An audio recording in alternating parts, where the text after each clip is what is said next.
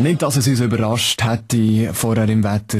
Es bleibt, wie es ist. Kein Regen, kein Schnee. Die Schweiz ist sozusagen am Vertrocknen. Eines von diesen Ereignissen, die uns ja diese Woche enorm beschäftigt hat. Zum Glück ist Freitag. Mit dem Fabian Unterreger. Schnee war in den Schlagzeilen. Der Dealer von der DJ Tatana ist verhaftet worden, der ihren Schnee Kokain geliefert hat. Und dann ist das Problem gerade gehört, dass es in den Bergen aber keinen Schnee hat.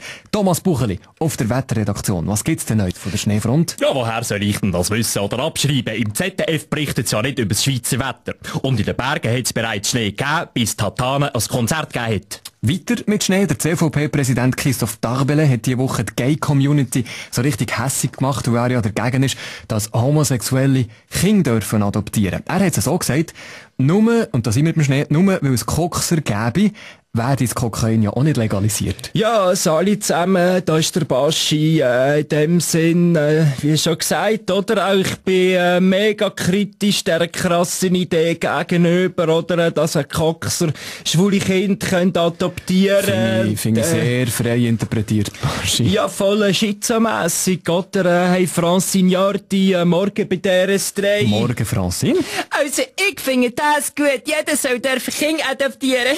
Auch im Winter.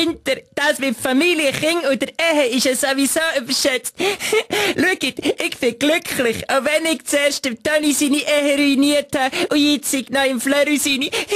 Mir tut die Stimme ein bisschen weh von Jan in den Ohren. Mir auch. Komm, wir lüpfen das Niveau an dieser Stelle. Und zwar, der Politsoziologe Sean Ziegler, der fordert ja, nicht überraschend, schon lange viel liberalere Haltung in Sachen Adoption. Herr Doriani, es ist ein Skandal, höchste Zeit.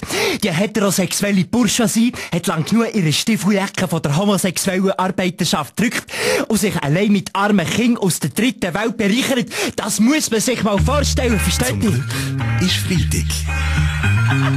Mit dem Fabian Unterreger.